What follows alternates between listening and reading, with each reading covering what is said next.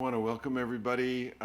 It's so wonderful to be here with you all on this beautiful sunny afternoon and to welcome you to the first um, in-person mask optional lecture of the semester, um, sponsored by the Contemplative Studies Initiative and the Department of Religious Studies here. Um, all right, because I may forget, I usually keep this to the end, but we have three other events coming up in April. So please go to our website for more details. But the first one on April 8th is the Mary Interlandi Class of '05 Memorial Lecture. This year it will be given by Emerita Professor Judith Simmer Brown from Naropa University on the topic of compassion, and she will the next day lead a workshop in person, also using Tibetan Buddhist contemplative compassion practices. Judith is one of the founding members of the Shambhala Tibetan Buddhist organization and was a disciple of Chogyam Trungpa for many years, who I wrote a book that was influential in my generation called Cutting Through Spiritual Materialism, which I still recommend. Contemplative Studies recognizes that Brown University occupies Aboriginal lands of the First Nations of southern New England. We honor these peoples and their cultures and are actively exploring ways to bring their valuable epistemologies into our curriculum. They have much to contribute to our world at this crucial point in human history.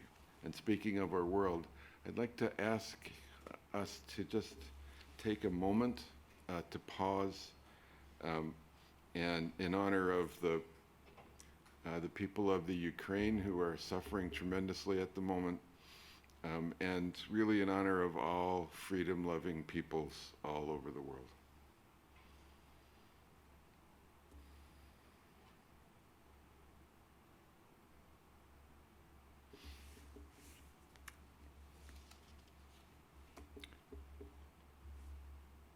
I'd also like to take the opportunity to thank my colleague Ann Hireman Hart, who usually leaves before I get a chance to do this, and so doesn't hear all the good things that I always say about her. Actually, sadly, sometimes I forget, but anyway. And then she leaves before I have the opportunity to forget, and so she doesn't know that I've forgotten.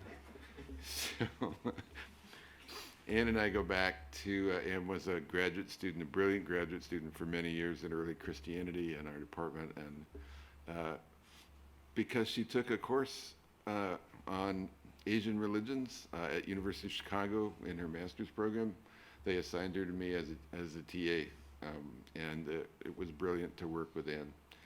And she has pursued a career path, a meandering career path, that has eventually led her back to us in 2014 when we were officially established as a concentration here at Brown.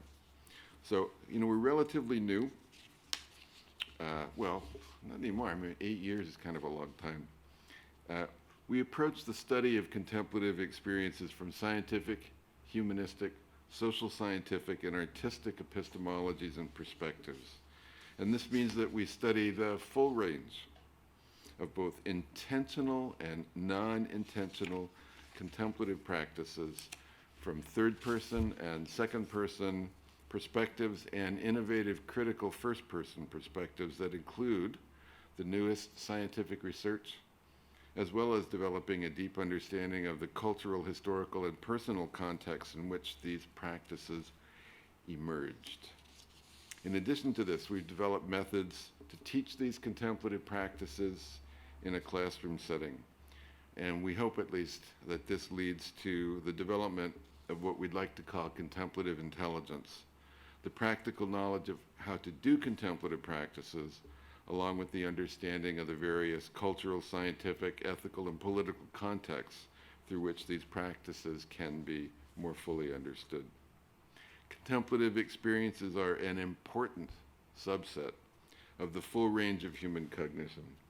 Because of their wide applicability for human health and flourishing, they deserve to be studied and taught in a distinct, multidisciplinary academic field.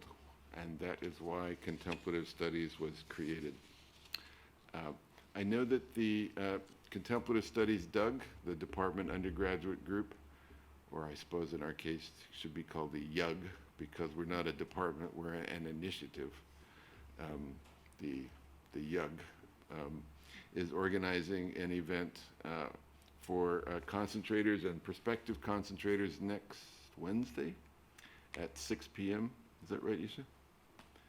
And I think it was, Liz said it was moved to Wednesday. Okay, cool. And there'll be food from Kebab and Curry. First time we've had an in-person food event. And I want to urge, and it's in Sales 104. So please, if you're interested, or even if you're not interested, come for the food, but, you know, enjoy the community. That's one of the things that we value in contemplative studies, is the creation of the community of like-minded students and faculty. It gives me great pleasure today to introduce our speaker, Professor Sarah Mattice. Sarah Mattice, I've been mispronouncing her name for a long time, so I apologize. From the Department of Philosophy and Religious Studies at University of North Florida, where she's also the director of the Office of Interdisciplinary Programs. Professor Mattice did her BA at Eckerd College, outside of Tampa, right? St. Petersburg. And her MA and PhD in the philosophy department at the University of Hawaii, one of the few places where you can really do genuine comparative philosophy with a real balance on both European and non-European philosophical traditions. Her areas of research include Asian and comparative philosophy and religion, aesthetics, Chinese philosophy, continental philosophy, ethics, hermeneutics. It's a long list, including also feminist philosophy.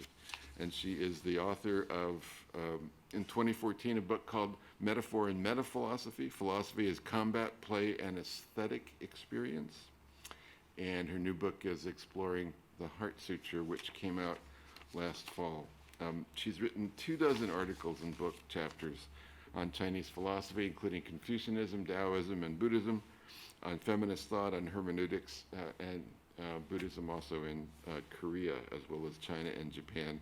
This is a very impressive record for someone who is so soon finished with her PhD. It's only been a decade, and who's part of a very small department with lots of teaching and service. And just this week, unofficially, it was announced that she has been promoted, although it has to be approved, and this is off the record, so please plug your, no, that doesn't work, to the position of full professor. So please join me in giving a warm, brown welcome to Professor Sarah Mattice.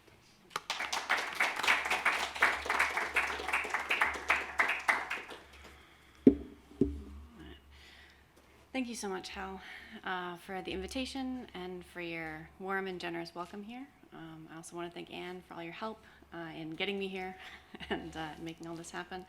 And the Department of Religious Studies and the Contemplative Studies Initiative for having me. This has been my first trip to Brown, my first trip to Providence, and I've really enjoyed meeting undergraduate and graduate students as well. So thank you all so much for having me. As Hal mentioned, I'm going to talk about my book, Exploring the Heart Sutra. So, make sure I'm within the range of the microphone. There we go. So the kind of big project of the book is really looking at how we make sense of this text from a lot of different perspectives. So the book itself has 6 chapters. Each of them is kind of oriented around the Heart Sutra as a hub, but they all head off in slightly different directions.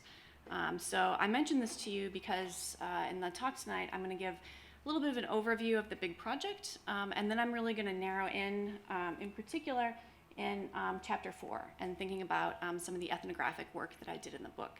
Knowing that much of the audience might be coming from a religious studies perspective, I thought that this might be kind of fruitful area for conversation, but of course, at any point, I'm happy to talk about any of the rest of the book as well. All right, so the Heart Sutra, a little background. The Heart Sutra is an incredibly important text. In Mahayana Buddhist communities, this is a text that's read, that's chanted daily, sometimes multiple times a day, in both ordained and lay communities. Right? So this is a text that is out there, that is very much in lived practice, and that's been in lived practice for somewhere in the neighborhood of about 1,300 years. Right? So this is really a kind of key text. It's very, very short. In the Chinese, the kind of standard version in the Chinese has about 260 characters. There's a couple of versions that vary a little bit, but again, it's a very short text. And it really became, the version that we have that's authoritative came from Xuanzang, who some of you may know. I tell my students, if they're not familiar with Xuanzang, to think about Dragon Ball Z, because this is kind of where Xuanzang enters into much of our popular consciousness. But this kind of very important Tang Dynasty figure, his version is the version that's become authoritative. There's an argument that I'll talk about a little bit as to where exactly this text comes from and how we make sense of that. But I really think of the text as being compiled or edited in China. This is also a text, I mentioned that it's chanted every day, but this text is everywhere. It's on the inside of my bracelet. It's on tea towels. It's on walls. It's on mala, right? This is a text that is everywhere in East Asian Buddhist contexts, and really in contexts that kind of come into contact with those contexts. But it is a very strange text once you really start digging into it. So we call it a sutra, but it's not a sutra in the technical sense. So in Buddhist philosophy, a sutra is a technical term, means something very specific. It's like a thread back to the historical Buddha. Sutras have certain kinds of forms that all sutras have. The Heart Sutra does not. The Heart Sutra has what we normally call in English a mantra at the end, but it is a mantra that is not a mantra. So it doesn't kind of meet the qualifications that we would normally think of when we think about a mantra, or that Buddhist thinkers would normally think of when they think about a mantra. It has a speaker that's not normally the speaker of this kind of text, and it has an audience, Shariputra, who really sort of shouldn't be there. He's not the figure who should be the audience for the text, and yet, right, this is the text that we have. The text is also commonly taken to be a discourse on Kong, right, on emptiness, shunyata, and on the bodhisattva path. Right? So the kind of idea of what is a bodhisattva doing, how does a bodhisattva kind of advance in their practice, and how do we make sense of this very sort of dense and abstract idea of emptiness. The text itself negates pretty much everything that's important in Buddhist practice. So it negates the Four Noble Truths, it negates the 18 Dhatu, it negates the very idea of attainment. So it's a very, very interesting text. And this is kind of where we start. All right, so I was looking at this text, really thinking about it. When I teach Introduction to Buddhism, we spend the second half of the course looking at commentaries on the text, because this is one of the texts that has an extraordinary number of commentaries, more than 100 commentaries in the kind of Chinese and Japanese context alone. There are also a lot of contemporary commentaries. Everybody wants to talk about the Heart Sutra. So when we would go through these variety of commentaries, then at the end I would say, like, okay, but what if, right? Like, what if we thought about this text as a Chinese text? Does that matter, right? Like, does it change how we approach anything with the text? So this is the kind of central organizing, prompting question of the book, right? Like, what if we took seriously the idea of the text as a Chinese text? I've got a couple caveats up there about what I'm not doing, but as a philosopher, right, my training is in philosophy. That's kind of my disciplinary identity, but I do a lot of interdisciplinary work. And so it's just kind of important to know, like, I'm not looking primarily at how historical actors engage the text, and this sort of thing. All right. So the project really opens with this question, this what if question. And the what if question is prompted by a 1992 article by Jen Mattice. And in the article, she argues that the kind of received wisdom about the text isn't what we think it is, right? Or we should be very, very skeptical. The received wisdom about the text is that it came into China at some point, got translated there. So this was really a kind of Indian or South Asian text that, like many, many Buddhist texts, at some point made its way into China. Right? But a number of the features that I mentioned earlier about the text being strange, the text is really strange. Right? It doesn't work like a lot of other texts work. We know that a central chunk of it comes from the large Mahapariniparamita Sutra, abbreviated here, large MPS. We know that that came into China, was translated by Kumarajiva. And Mattice argues that the Heart Sutra was really compiled in China from sutra extracts, from kind of this piece and that piece, other sorts of things. The Zhou, the mantra at the end, was sort of added on. The Guanyin stuff at the beginning was kind of added on. So we get this new composition. And the new composition happened in China. Right? And then Buddhists at that point being good scholars and having hermeneutic concerns about authenticity and origin, right? Somebody back translated it. Right? So somebody said, of course this was a South Asian text, we've just lost the Sanskrit version. Right? So they back translated it. So there are Sanskrit versions, but none of them predate the Chinese versions. So Mattice has a very long, very complicated argument about this that I'm happy to talk about in more detail. But what I do in the book is say, like, okay, let's run with this. Right? The text was compiled or edited in China. We know that Xuanzang's fingerprints are all over it. He was part of the process in some way. He says in his autobiography that he was given the sutra when he helped a particularly sick person in Sichuan during his travels. Right? But some of Xuanzang's editing fingerprints are definitely there. And that the Sanskrit version was created afterwards. So the way I think about this is like sampling. Right? If you think about contemporary music practice, the sutra is kind of like a song that's got a sampled section. Right? So it's pulling from these different pieces. Right? But just like we think of musical pieces that have sampled sections as genuinely being their own composition, that we can treat on their own terms with appropriate aesthetic concerns, right, and hermeneutic concerns, we can do the same thing with texts. Right? So we can treat the Heart Sutra kind of out of its own context, right, knowing that it's doing some sampling, right, knowing that it had this kind of process of composition. The example that I use in the book is thinking about Warren G's Regulate, which samples from Michael McDonald. That might be an example that's a little bit old for some of the crowd here. But it's really a good example of sampling. If you're not familiar, I would encourage you to check it out. So I think given all of this, right, we can resist this kind of tendency toward the tyranny of the origin, the idea that we have to always go back to South Asia, we have to always go back to the Sanskrit. We can say, what if, right? Let's really see, if we treat this as a Chinese text, what that means. So I think there are a number of points where this really matters. It really matters in terms of translation. Right? If we're translating from the Chinese, that means different things than translating from Sanskrit. Right? Those are very different languages. They've got different kinds of concerns. I think it means some things about how we ought to pay attention to translation theory and translation theory that comes out of China. The speaker of the text, in most English versions, the speaker of the text is given as Avalokiteshvara. Right? But in Chinese, the speaker of the text is Guanzizai, right? Guanxin Pusa is Guanyin. Avalokiteshvara and Guanyin are not the same figure, right? They're sort of the same figure, but in a Chinese cultural context, Guanyin does a lot more than Avalokiteshvara, right? So I think this is relevant. We have to pay attention to it.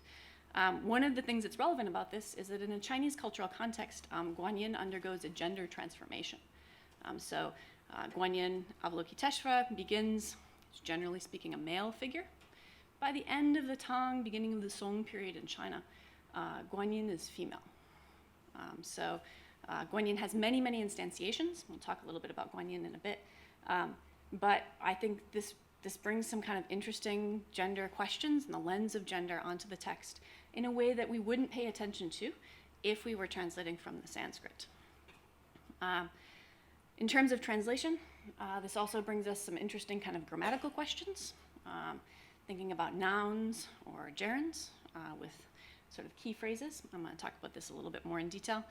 But the kind of question here, a gerund is like the ing form. It's a sort of verbal noun. When we start translating with gerunds, we change the nature of how we make sense of terms, right? So we can ask ourselves, like, is the text talking about metaphysics? Is it talking about stuff and things and cosmic furniture, right? Or, right, is the text talking about how we live, right, and how we engage the world around us? Right? I think Chinese context also matters in terms of thinking about interpretive approach. Right? So I have a chapter of the text where I really kind of delve into some Chinese Buddhist material and bring that into conversation with the Heart Sutra, and some non-Buddhist Chinese material. Right? So I look at Zhuangzi in particular, and also some early Ruist material, some early Confucian material. Generally speaking, scholars don't like to cross that line. Right? There's folks who work with Chinese Buddhism, and there's folks who work with Taoism, Confucianism, and there's a river in between. Right? So one of the things that I'm trying to do here is really see, like, all of these traditions were active in China at this moment. Right? So how can we see what that kind of conversation might mean for how we today think about the text? All right. So in terms of thinking about translation, and don't worry, I'm going to put the text up in just a minute. So if you're not familiar with the text, it's coming. All right. So in terms of thinking about translation, kind of from a theoretical perspective, what I do is try to triangulate the work of Qian Zhongshu, Lawrence Venuti, and Roger Ames. Right? So these are all 20th, 21st century figures, all of whom do sort of wacky, interesting things with translation. So Qian Zhongshu, for instance, for those of you who might not be familiar, he's a literary giant in 20th century China. Very, very important figure. He wrote what might be the most important discourse on translation in China in the 20th century. And he argues that we have to think about translation as transformation. He argues that this idea that translation is about loss is a very messed up way to think about translation. Right? So this kind of common, like, oh, but a translation, you've lost so much from the original. Right? Part of what Qian Zhongshu does, say like that makes us think very strange things about the relationship between the translation and the original. Lawrence Venuti is a translation theorist who talks a lot about this idea of the translator's invisibility. And he says that the idea that the translator ought to be invisible is itself a product of a socio-historical moment. Right? So the fact that we all kind of think that without thinking about it actually isn't just how it has to be. Right? It came out of a moment, and a moment that had its roots in the European Enlightenment and its connection with other Enlightenment period ideals. So he says, by kind of seeking to maintain this illusion of transparency, a, quote, fluent translation masquerades as true semantic equivalence, when in fact it inscribes the foreign text with a partial interpretation, partial to English language values, reducing, if not simply excluding, the very difference that translation is called on to convey. He continues, the translator's invisibility is symptomatic of a complacency in Anglo-American relations with cultural others, a complacency that can be described, without too much exaggeration, as imperialistic abroad and xenophobic at home, end quote. So part of what he's doing is trying to think about, right, if we're translating something that comes out of a different context, it might be okay for the translation to give us that different context, right? To push a little bit against a sort of smooth or fluid reading in English, in order to help us kind of engage with what that difference means. The third piece here with Roger Ames, so got a little music going on for us. Ames is a well-known philosopher and translator of classical Chinese philosophy, right? In particular, Warring States texts. And he talks a lot about the need to be really explicit about metaphysical commitments when we're thinking about translation, right? That we've got different contexts, we've got different languages, we've got different metaphysical commitments. We need to pay attention to that in the context of translation. He says, to stay as close as possible to classical Chinese and English requires that we, quote, think verbs first and try not to impose too many Western philosophical or religiously pregnant concepts onto the text. So this is kind of the big picture that's orienting how I'm thinking about translation. And I've got some examples here for those of you who read the Chinese. The first one is Guanyin, right? So this is how the text names its speaker, right? That's Guanyin. This is Xuanzang's preferred term for Guanxin, right? Guanxin Pusa for Guanyin Bodhisattva.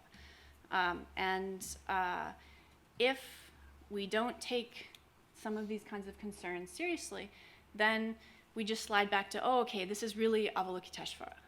Right? But again, Guanyin really isn't Avalokiteshvara. Right? Guanyin takes on this whole different life. This is often taken as kind of one of the key phrases of the text, si bui kong, kong bui si. Right? It's usually translated as something like form is not different from emptiness, and emptiness is not different from form. Right? In a Buddhist context, what this is doing is trying to get us to think about the ways in which we don't want to reify emptiness, right? But we also want to see things being empty of isolated, independent, essential self-natures. Right? So part of what I do with this is to say, like, okay, we can translate these as nouns, right? Form and emptiness. We can translate these as gerunds, right? Forming and emptying. Right? And if we take that as an exercise and we see like what happens to the text and what the text is telling us if we do that, I think some interesting things emerge. So if we look at the text, I told you it would be there. This is the whole thing, so it's short enough to fit with a little maneuvering on one slide. And the phrases that I put in yellow, I'm highlighting things that I've done that are unusual in terms of the translation. They're not the only things, but they're a few of the pieces.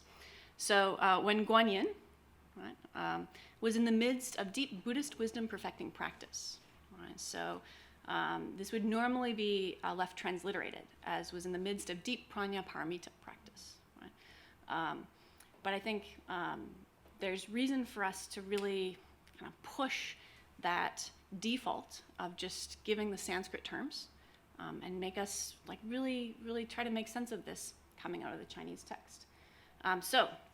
The whole text begins with practice, right? Guanyin is in the middle of practice, right? And she saw clearly that the 5 constituent processes, right, this would normally be the 5 skandhas, right, in Chinese the 5 yun, right, were all empty, and thus overcame all suffering, trouble, and discontent. Shariputra, forming is not different from emptying, emptying is not different from forming. Forming is emptying, emptying is forming. Sensing, perceiving, acting, and knowing are all like this. Shariputra, this is the emptying of each and every phenomena. They are neither becoming nor ceasing to be, neither defiling nor purifying, neither increasing nor decreasing. For this reason, the core of emptying is without forming, without sensing, perceiving, acting, or knowing, without eye, ear, nose, tongue, body, or cognitive attention, without seeing, hearing, smelling, tasting, touching, or thinking, without any of the sense realms, from the visual through to the intelligible, without generating ignorance and without exhausting ignorance, all the way through to without aging and dying, without an end to aging and dying, without suffering, craving, extinguishing, or waymaking, the Four Noble Truths, without becoming wise, and without attaining anything. With nothing to attain, bodhisattvas rely on Buddhist wisdom perfecting practices, and so their feeling and thinking, right, this here is the term Xin, often translated as heart-mind. Their feeling and thinking is without obstructions. Without obstructions, and so without fear, They are far removed from false views and illusions, awakening to the utmost. All Buddhas, past, present, and future, rely on Buddhist wisdom perfecting practices and so attain full and complete awakening. Therefore, know that this is the great inspiring Jo, the great enlightening Jo, the unexcelled Jo, the unequaled Jo. It dispels all suffering, trouble, and discontent. It is genuinely substantial and not vacuous.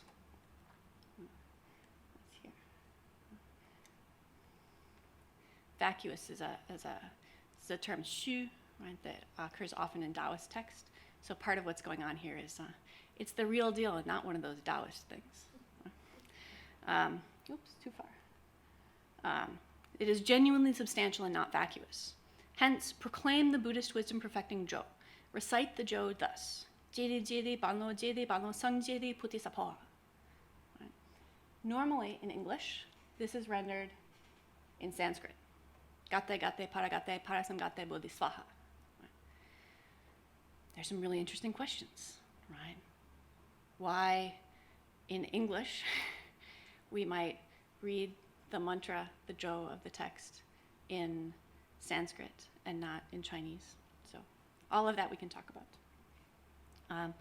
But this is what I've done with the text and kind of a setup for thinking about it in other terms. So starting at the very beginning, Guanyin, right? Guanyin's our speaker, so who is Guanyin? Guanyin comes into China. Guanyin is an early translation of Avalokiteshvara, right, by Kumarajiva. And Guanyin is initially Amitabha, or Amida Buddha's Bodhisattva, right? So Guanyin is going to become the next Buddha of the Western Pure Land. Right? But really early on in China, Guanyin takes off on their own. Right? People get very excited about Guanyin, in part because of a chapter in the Lotus Sutra, right, chapter 25, Pumenpin, that details all of the really cool stuff Guanyin can do. Right? If you just call Guanyin's name, right, Guanyin can save you from the 10 disasters. Guanyin can do all of these amazing things. So Guanyin really takes off kind of on their own terms. We get miracle stories about amazing things that happen to people when they call Guanyin's name. And then we get a little bit later the story of Princess Miaoshan, right, who is a Chinese princess who goes through some very interesting and incredible things, and eventually is revealed as an incarnation of Guanyin Bodhisattva. Right? So Guanyin kind of gains a Chinese biography, she gains a history, and she comes to the forefront. Right? So although Guanyin canonically has 33 different instantiations, and artistically also has 33 more different versions, kind of popular attention, Guanyin really becomes strongly associated with femininity, right, and with being a female figure. So from Guanyin, part of what I think about, Guanyin occupies like 70 pages of the book, so I could talk about Guanyin a lot. But part of what Guanyin inspired in terms of thinking about the project was, does it matter if the text is being spoken by a woman? Right? In the translation, if she says this, does it matter? Right? And so part of what I wanted to do is really think about, well, in terms of contemporary practitioners, right, would it matter? Right? Let's go talk with them. So in 2018 and 2019, I conducted non-generalizable ethnographic field interviews. And this is really a big deal. I'm a philosopher by trade, right? So I had to go learn how to do this, which is wonderful, right? Like one of the great things about academia is you get to keep learning new things. So I conducted this ethnographic work with 17 Buddhist women from the US, Taiwan, and China, who ranged in terms of ethnicity from white Chinese, Taiwanese, Taiwanese American, and Japanese American in their 20s to 70s, and across these different traditions, right? So across Pure Land, Zen, Tibetan Buddhism, Shin Buddhism, these sorts of things.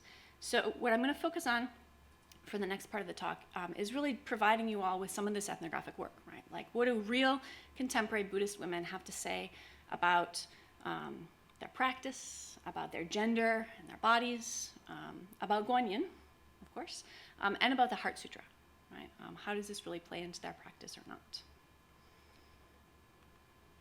All right, so the first question that I asked all of my participants was whether or not gender and their body was important to their practice. And on the whole, everyone was confused. Nobody knew exactly how to answer. Got a lot of like, what are you looking for here? I said, I don't want to tell you what I'm looking for. You tell me. So Katie, for instance, is an ordained Zen priest. She said, important, not important, right? Like people think it's interesting that I'm a priest, right? But not so much beyond that. Diana, who's in her 70s and has practiced like anything and everything that you could put somewhere near the Buddhist tent. She said to herself, she said that when she was young, gender was particularly important, right? And that she really kind of more identified with males.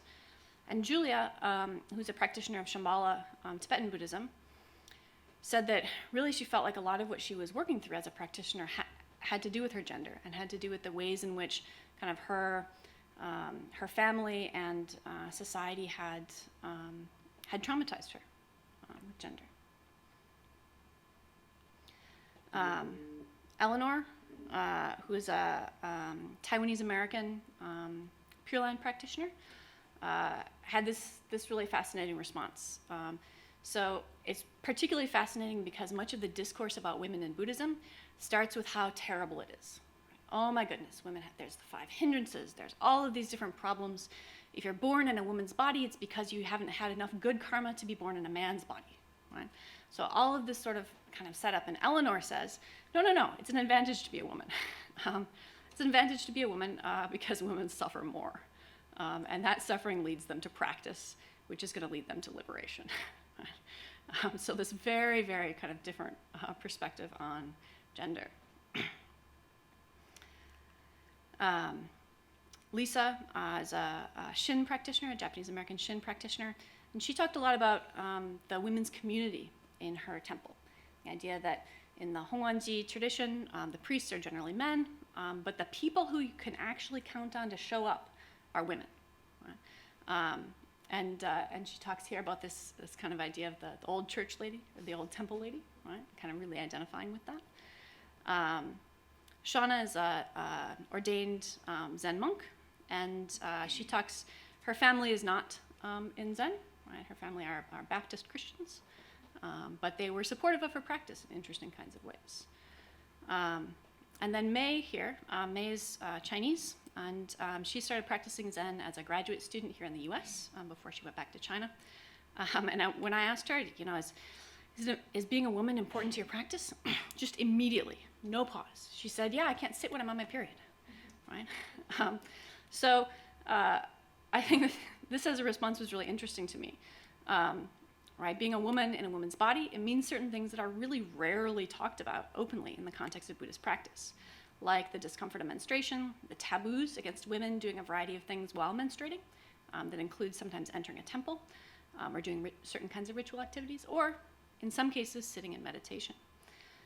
So May's response about not sitting while on her period made me think about the Blood Bowl Sutra. Right? I don't know if some of you might be familiar with this text, some of you not. It's an indigenous Chinese text that really kind of took off in Japan. And the context of the text is women, we are all going to end up in hell. And we're going to end up in a particular hell filled with pools of menstrual and childbearing blood. And this is just, we polluted the earth, this is where we're going. Right? If, however, for $19.95, you purchase a copy of the Blood Bowl Sutra and chant it appropriately, then perhaps Guanyin will come and save you or your female relatives from this terrible hell that they've fallen into. So Blood Bowl Sutra is very, very interesting. And Claire Geshen-Greenwood, who's a contemporary Buddhist practitioner, she reads the Blood Bowl Sutra. She says, quote, the blood bowl of hell is a metaphor for those fucking 5 days a month when everything is terrible. Love this.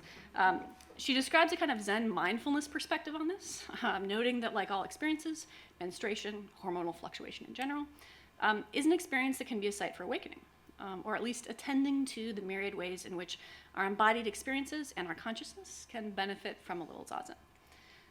So she says, right, we might note that there are some kinds of suffering where gender seems to matter. perhaps including menstruation, miscarriage, childbearing, and menopause for those gendered as women, in addition to the kinds of gendered suffering that result from sociocultural expectations, institutions, and injustices.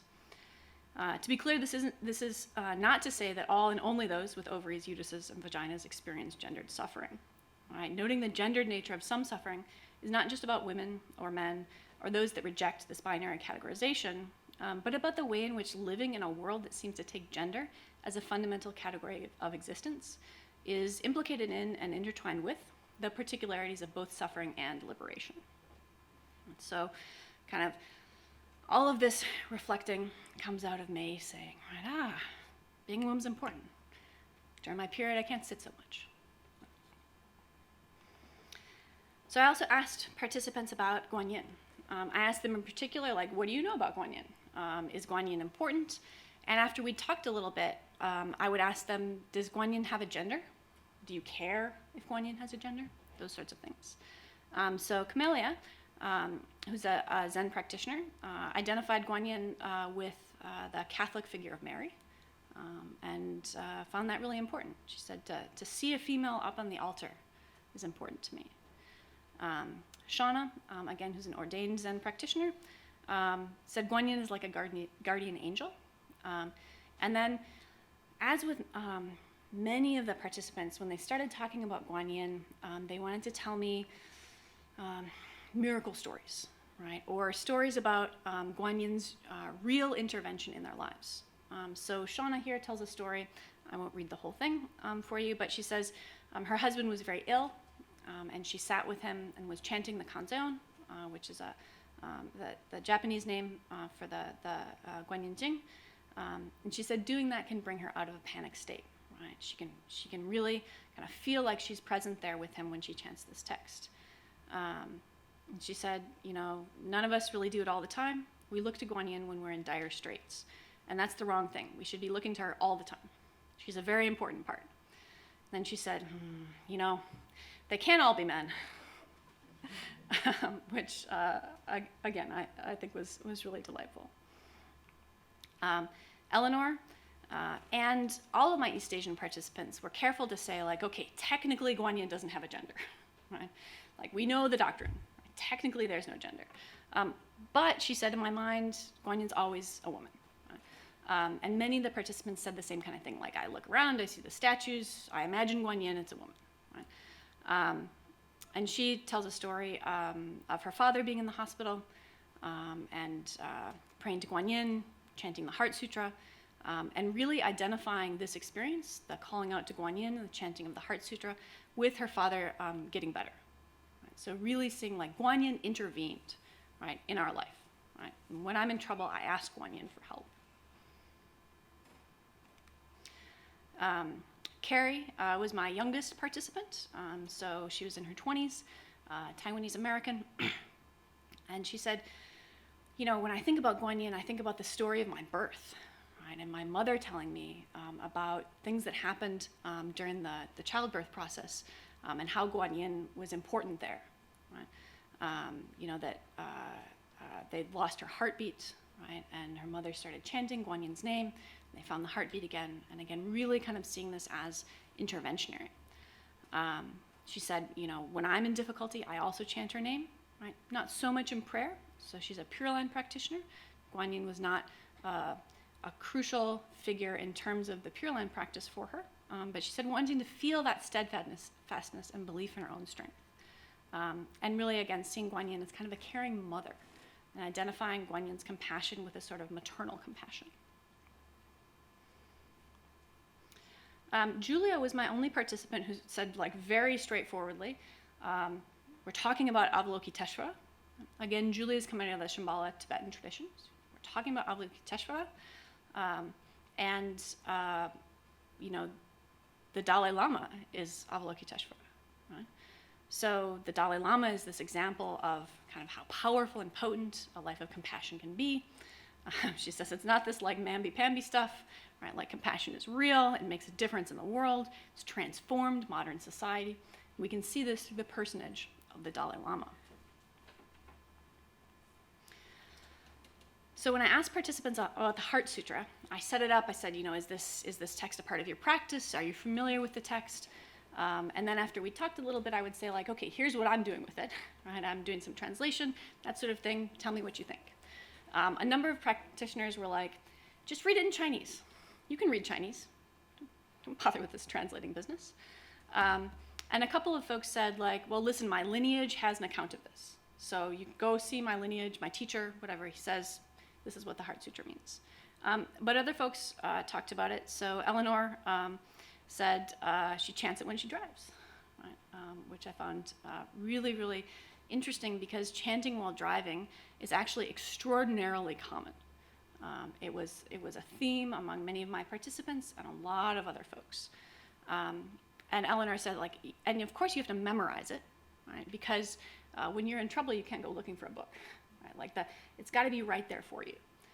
So in the larger project, I talk a little bit about this in connection with the ways in which memorization and kind of memorized chanting is very, very important across all three major Chinese traditions. I also asked her, I said, about the Zhou at the end, because she's a Pure Land practitioner, I said, like, when you chant the Zhou, right, like, what's going on for you? So she said, right, I read it many times, go over it. Right? One of the things that's kind of unusual about the Zhou, the mantra, is that it means something.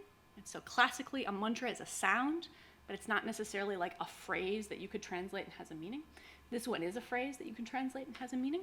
Right? It means something like gone all the way over to the other shore. Some people use hallelujah, that sort of thing, right? An exclamation of joy, right? So Eleanor says here, right, like assume like a river, we're going over this troubled water to reach the Pure Land, right? And when you do this, it's also going to purify your mind. So for me, this is really important because there's almost no context in English scholarship on this where people do anything but think about this as enlightenment, right, as liberation. But from a Pure Land perspective, that's not what you would get out of it. Right? And given the importance of Pure Land traditions and practices in East Asia, I think this is really important. Lucy, who's one of my Shin practitioners, Japanese American, her mother used to chant the Heart Sutra. So although chanting the Heart Sutra wasn't part of her like formal temple practice, it's something that she did. She said, like chanting it in English doesn't have the kind of quality to it. Doesn't have the nice rhythm. Gotta chant it in Japanese. Right? I don't care what it says. I love the beat of it. Right? And she said, it doesn't matter what's being chanted. You chant together. You feel each other. Right? You go together, and that's the most important thing. And this theme about chanting, right, and what chanting means, and chanting as a kind of practice that's really sort of centered in the Heart Sutra, and where the Heart Sutra kind of connects with people's lives, we've seen across most of my participants who engage the text. Shauna, again a Zen practitioner, said, I gave up trying to understand the Heart Sutra. Right? But then when I talked with her a little bit about the translation, she said, well, okay, it's not saying anything's definite. It's giving you this way to move around and shift, right? Depending on what struggles you're going through, by emptying what you're going through, you're reforming yourself. And Julia, again, talked about the Heart Sutra. It's trying to dissolve these categories. Right? And then she said about chanting that, actually people think chanting is really easy, but chanting is one of the most difficult practices. Right? And it's difficult in part because to kind of hold the words in your mind, right? But to hold them as meaningful, let that be present for you. When you're doing something that you've memorized to the point of automaticity, right? That there's a really interesting sort of balance that happens there in chanting practice. All right, so let me give you some kind of concluding comments here and thinking about why this fieldwork might be relevant to making sense of the Heart Sutra. When I ask my university students if Guanyin's gender matters, I get the same answers as I got from my participants. Right? No, yes, maybe, it depends. Those who say yes are often, but not always, women. And they couch their response in terms of both feeling more connection with the female speaker and seeing themselves more present in the tradition. In thinking about the Heart Sutra, we have not only the teaching, right, this kind of conceptual artifact, but something that's part of people's embodied lives. And those lives are not all the same. Right? What people do with the text matters, and the fact that it has such a diverse life, right, from this routine of daily driving to the intellectual examination of conceptualization and categorization. Right? This is visible when we attend to how the text is used in practice. Paying attention to how practitioners use the text also highlights differences in the text life between different language groups. For some, the text exists as a kind of opaque, sonorous object. Right? So some of my participants chanted it in a language they don't understand. It's this kind of opaque object. Right? Its meaning is less important than the practice of chanting it. For others, the meaning of the text is directly related to their larger commitment to Buddhism. May, for instance, summarized her feelings on the Heart Sutra by saying, quote, "Emptiness is happiness." We don't have to reduce our engagement with the text to one or the other, but we can approach it as this vehicle for both ordinary practice and philosophical insight. And in considering gender with respect to the Heart Sutra, right, the Heart Sutra has all these negations. Right? Negates everything you might think is important. It negates at some point. Right? Birth and death, purity, impurity, increasing, decreasing. The 5 skandhas, or yun, the 18 dhatu, right? Ignorance, the Four Noble Truths, wisdom, attainment. Right? Negates it all. But we can imagine a line also such as no men and no women, or no gender and no non-gender. Not to mention no human and no non-human. So in the earlier part of the chapter, I talk a little bit about these stories from the Lotus and Vimalakirti about women that, interestingly enough, almost always have to do with non-human women. So dragon girl, a goddess. Right? But we see such lines like this, right? No gender, no non-gender, that sort of thing, elsewhere in Buddhist materials, like Vimalakirti, for instance. So what might such a line mean in the larger context of emphasizing women's practice? Right? There are kind of 3 central themes of the text that might be relevant: impermanence, interrelatedness, and the limits of categorical or conceptual thinking. Inasmuch as the text is concerned with regarding all phenomena, right, all fa, all dharmas, as empty, gender is certainly included, but as the contemporary commentators on the text, classical commentators on the text, are careful to emphasize, empty does not mean non-existent. After all, the text says there's no eye, yet I seem to see things, right? No ears, yet I seem to hear things, right? So for gender to be empty, it doesn't mean that it doesn't exist or that there's no corresponding experience related to it. Instead, one reading of this series of negations and how they can be generalized to all phenomena is that it negates our ordinary expectations with respect to each concept or category, especially where those concept or categories are binary. In other words, we've got bad or kind of unskillful habits of thinking of things as different from how they really are. And when we think and act on gender as an unchanging, permanent, personal, isolated essence, right? Just as with any other thing or event we take as unchanging, permanent, personal, isolated, or essential, we end up with problems. So this also means that anytime we tend to structurally value one part of a binary over the other, engaging in hierarchical dualisms like youth and old age, beauty and ugliness, life and death, right, we're in trouble. We've not only reified something that is dynamic and relative to context, but we've missed how the binary parts are related to one another.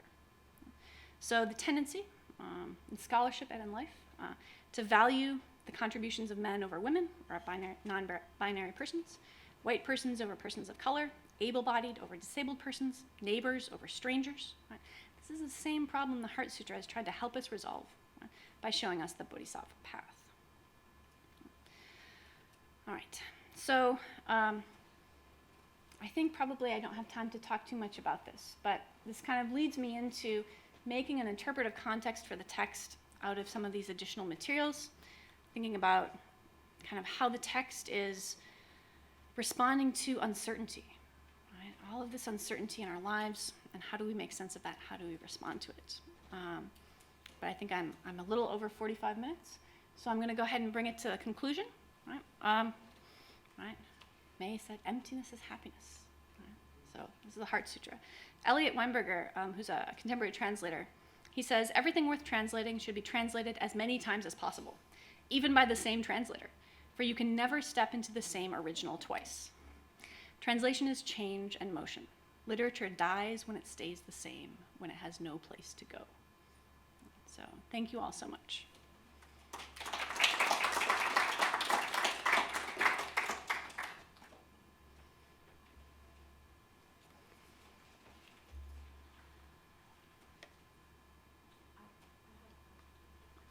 It's going to be like really finicky, some of it.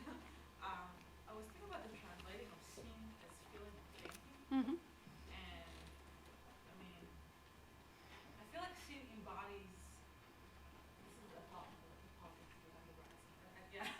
I feel like I mean, when you separate the two, doesn't it do something to seeing them? Because like seeing is supposed to be. I don't know if it contains a separation within that word.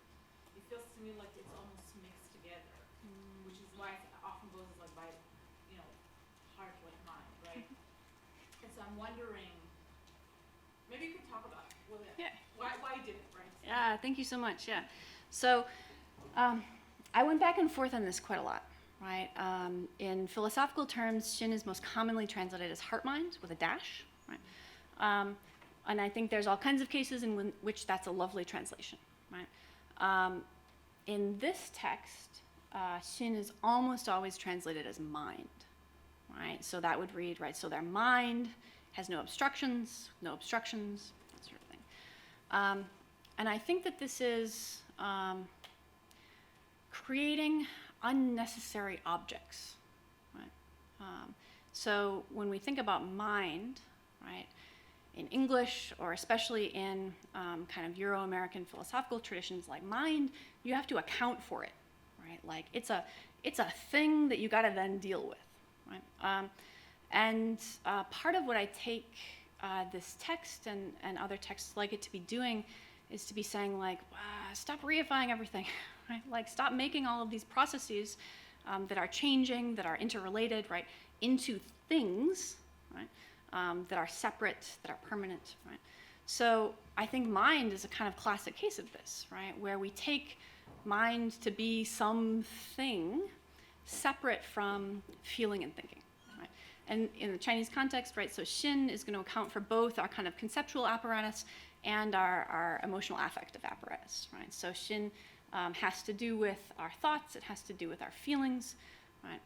And so for me, kind of the way of dealing about this was to say, like, let's not put more things into the text, right?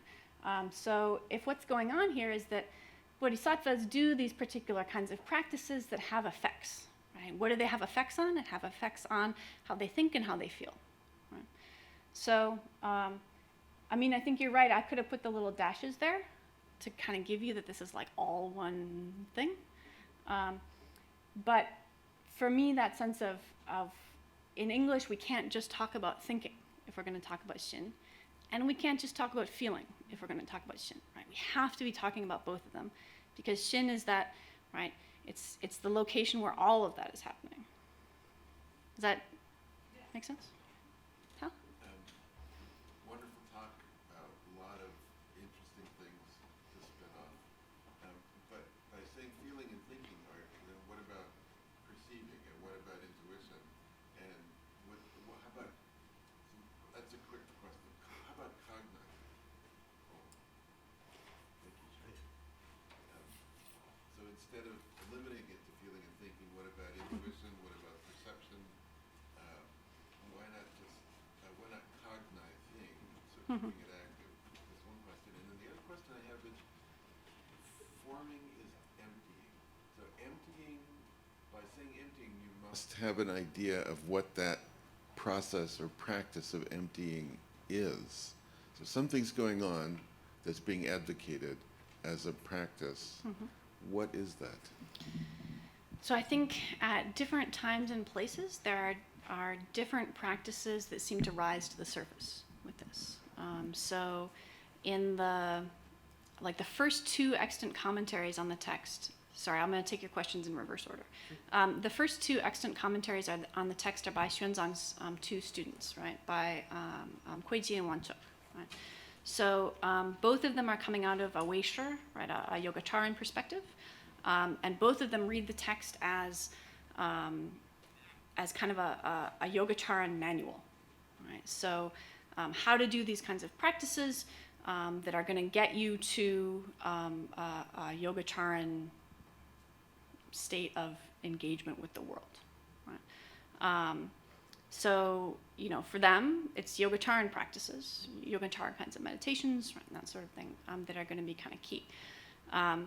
Later Zen texts talk a fair amount about Chan meditation and meditation states and that sort of thing that are what they're reading here. So, one of the sort of strange things about this text is that pretty much everyone who touches it in a classical sense says like, oh, this is so wonderful. It's such a good opportunity for me to explain my thing. It's such a wonderful opportunity for me to explain Yogacara. It's such a wonderful opportunity for me to explain Zen, right? And so that different points in time we get like what exactly the practice is seems to shift a little bit for the commentators, right? In terms of your question about kind of all of the other things that could be under the umbrella of Shin, I don't disagree. But in terms of the translation, part of what I'm doing there is just kind of trying to give us the start, right? And in terms of thinking about like sensing and perceiving, so part of one of the challenges here, the 5 skandhas, when they're translated into English, are normally translated as something like form, sensation, perception, volition, and consciousness, right? Again, these are not bad translations, right? I'm not taking issue with that.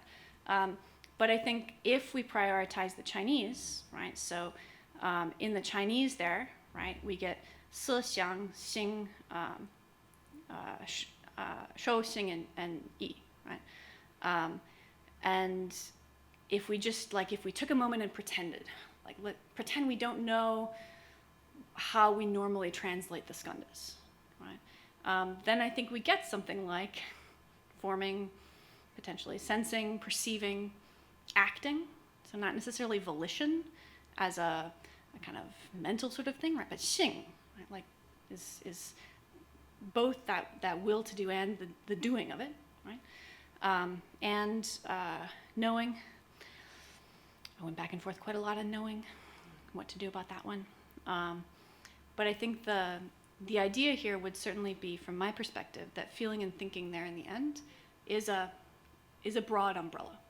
Does that answer your question? Yes, thank you. I just am concerned about emptying and forming. I like this translating these with gerunds. I think that's a great idea.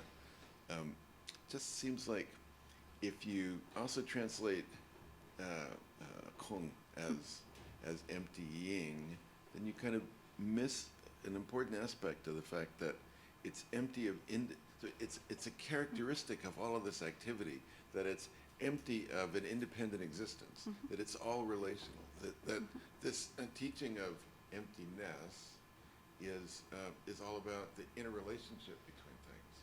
And if you just say emptying, and I use a gerund rather than forming is empty, well, empty of what? It's always important to ask empty of what. Then you kind of miss that important, it's, I guess, ontological statement about what that means. Yeah. So I don't disagree, but I think emptying does some pretty similar work. Emptying, what's getting emptied? How is it getting emptied? Right? I think emptying brings the how question in a way that emptiness does not. So I think when we say emptiness, and again, this isn't like form is emptiness, emptiness is form, is a very fine reading of that line, right? But I think part of what it gets us is cosmic furniture, right? Form, all of this stuff somewhere is empty, right? Which is true from kind of Buddhist philosophical concern, in as much as various figures are going to want to commit to something like that, right? But doctrinally, that's true. But this text purports to be about the bodhisattva path, right? Like, what does a bodhisattva do in order to figure that out, right? In order to live it. And that's where I think, like, the world presents itself in ways that constantly push against our desire to want to see those interrelations and live that, right? And so emptying then becomes, you got to keep doing it, right? There's not just the once like, yes, all things are interrelated. I'm done, right? But it's a continual process. Thank you. I'm going to pass the mic. Yeah, this lecture is being recorded, so if people have questions, if they can speak into a mic, it can get recorded. So.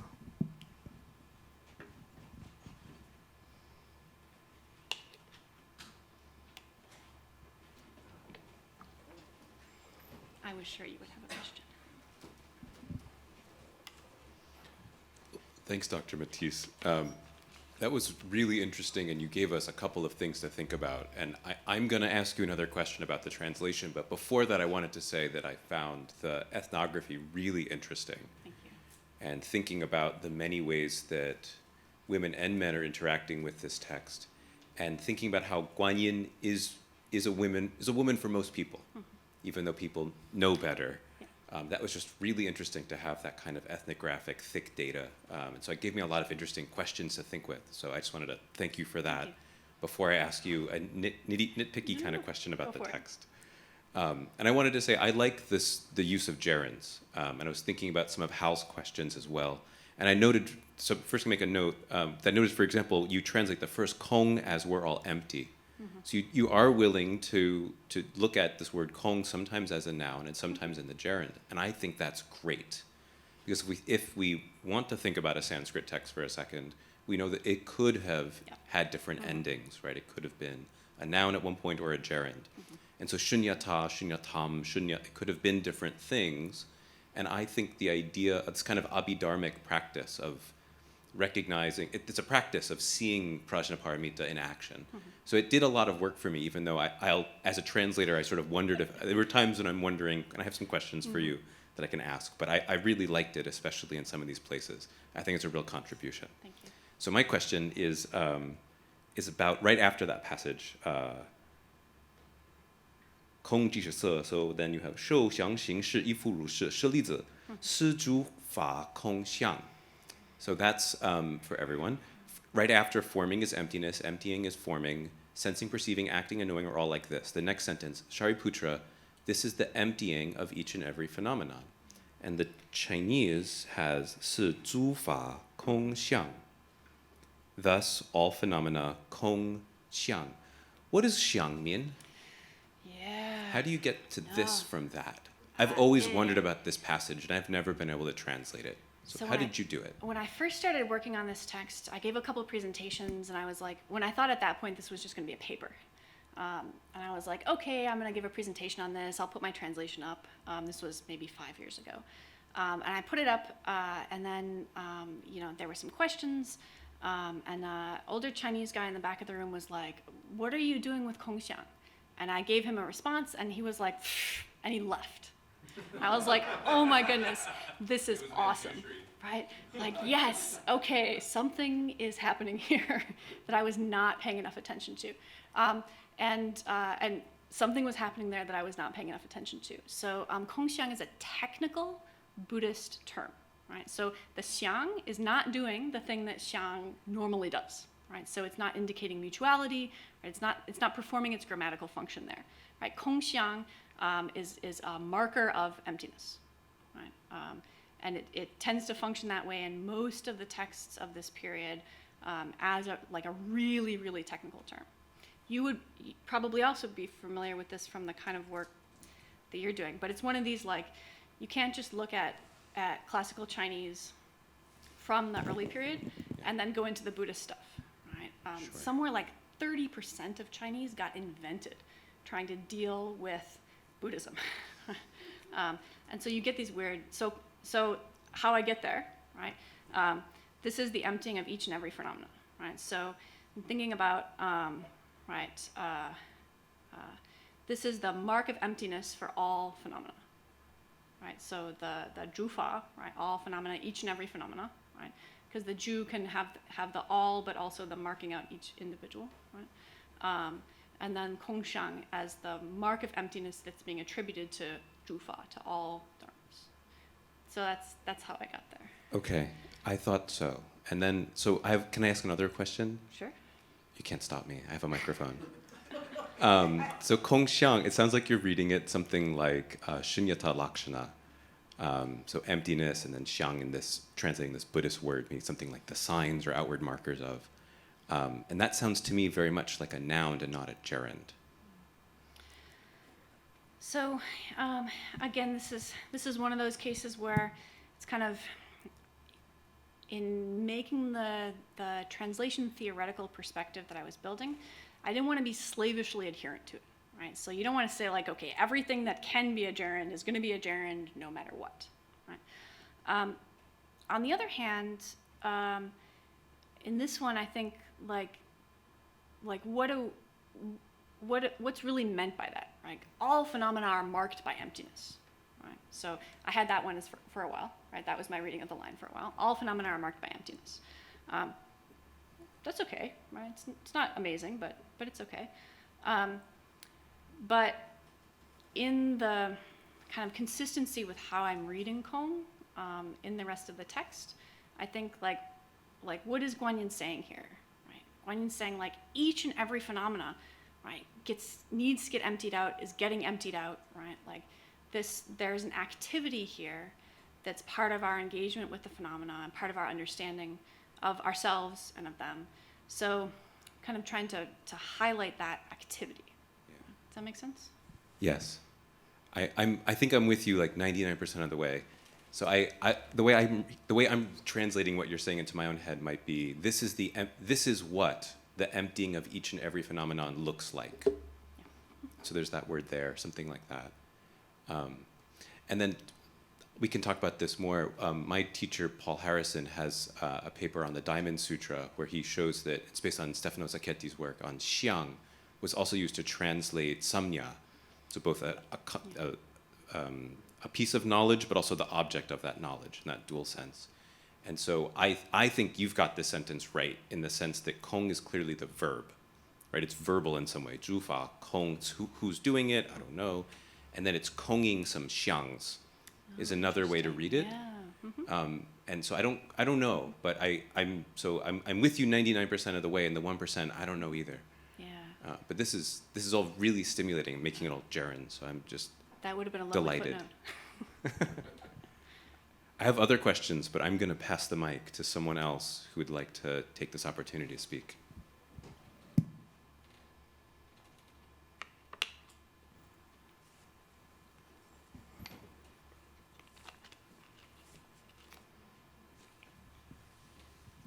Hi, Professor Mattice. Thank you so much for the talk. I was just wondering, what was it like? You said you're a philosopher by trade. What was it like learning a new methodology with like anthropological, like ethnography? How was that like, and how was actually like executing it? And like, I know that like building rapport is really important and stuff. So I was just wondering about that. Thank you so much for the question. So initially, it was very scary. Right? Well, philosophers, we deal with texts, right? So I'm in a combined department in philosophy and religious studies. I have some fantastic religious studies colleagues who are ethnographers. And so I said, like, okay, hit me. Give me stuff to read, give me stuff to look at, like, what do I need to do? And I did that actually before we started this project, right? So before this, I took students to China, and we got a big grant to do ethnographic research with students in China.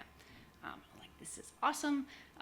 I need to know how to do this if I'm going to help students do this, because neither of my colleagues was going with us to China. So we did workshops. I read all kinds of stuff about how to do ethnography, and then we went to China and started doing that. We were doing surveys and having the students go out and kind of do some of the surveying work. And then I was doing follow-ups in Chinese with some of the folks. So I had like a little bit of a practice before this, kind of getting my feet wet with ethnography. But this was a little bit different because it was all really one-on-one interviews, right? So a big part of that was just like, people that were willing to talk to me. So I spent some time in Taiwan, and when I was there, I would just go to like Buddhist restaurants, that sort of thing. I'm also vegetarian, so that was delightful. But I would go there and sit, and if I go like 2 or 3 times, then usually somebody would come up to me and say, you know, like, hey, who are you? What are you doing here? And so that was a way in, right? And then we started the conversation. I'm from the US, I'm a philosopher, I'm doing this work, really interested in this. Also, the food is very good. And then we just, you know, like sit down and have a conversation over a meal. Some of the other work was a little bit more challenging because I didn't have that kind of informal in. So like the temple where I did interviews with the Shin Buddhists, the true Pure Land Buddhists, I just went in one day and was like, hi, I'm here. Is anybody willing to talk to me? And people were like, yeah, let's talk. You know, in some cases I found that people really were they were happy to kind of sit down and have a conversation. I did, I think, get better at it as time went on. I got better at doing it in Chinese, which was also very difficult for me because my kind of Chinese background was primarily, again, textual. So, you know, I used to say that my Chinese, I sounded like a really, really, really overeducated 6-year-old. Like I could talk about very, very complicated abstract things and then like order food like a 6-year-old. Right? So my Chinese had to get much, much better in order to be able to actually conduct a conversation like this. But now I think I do some work talking about how ethnography and other kinds of methodologies are really important for comparative philosophy. And that kind of as we think about feminist reclamation, right, the idea of kind of bringing women who were covered over back into the tradition and what that means for us, we have to look in a lot of places other than our normal texts because we know that our normal texts are not where they are. Right? So we have to look at other genres and other kinds of methods in order to really have a robust sense of feminist reclamation.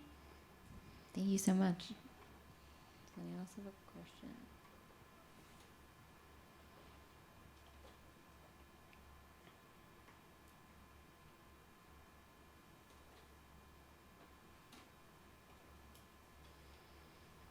Perhaps everyone is feeling their stomachs rumble. Well, if there are no other questions, please join me in thanking